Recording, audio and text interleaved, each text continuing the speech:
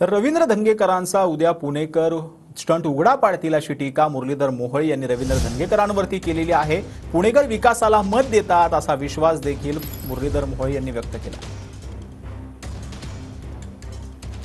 तुमचे जे प्रतिस्पर्धी उमेदवार होते त्यांनी तुमच्यावरती वैयक्तिक टीका करण्याचा प्रयत्न केला, वेगवेगळे प्रकारचे आरोप तुमच्यावरती झाले, विशेषतः ते पोलीस स्टेशनच्या दारामध्ये सुद्धा बसले होते की नाही लोक स्वीकारतील असं वाटतं तुम्हाला? तुम्ही असं म्हणता की नाही एक्झिट पोलमध्ये तर तुमची आघाडी दाखवली जाते किंवा तुम्ही असं म्हणता की आत्मविश्वास वाढलेला आहे, त्या मुद्द्यांचा काही परिणाम?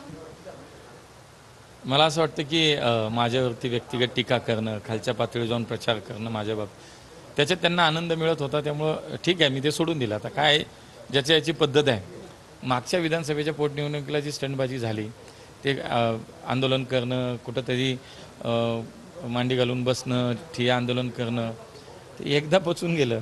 यावेळेस लोकांना कळलं की मतदानाच्या आदल्या दिवशी कसं येतं हे सगळं। मला असं वाटतं लोकांना हे नाही आवडत, पुणेकरांनी हे स्पष्टपणे नाकारलेलं आहे। स्टंटबाजी उद्या उघडी पडेल असं तुमचं म्हणणं? ती ऑलरेडी तुमच्या एक्झिट पोलमध्येच पडलेली आहे उघडी, आणि आम्ही तेच सांगत होतो की आमचा आत्मविश्वास आहे की पुणेकर विचाराला मत देतात, विकासाला मत देतात, कामाला मत देतात। अशा कृत्याने थोडीच मतदान मिळतं।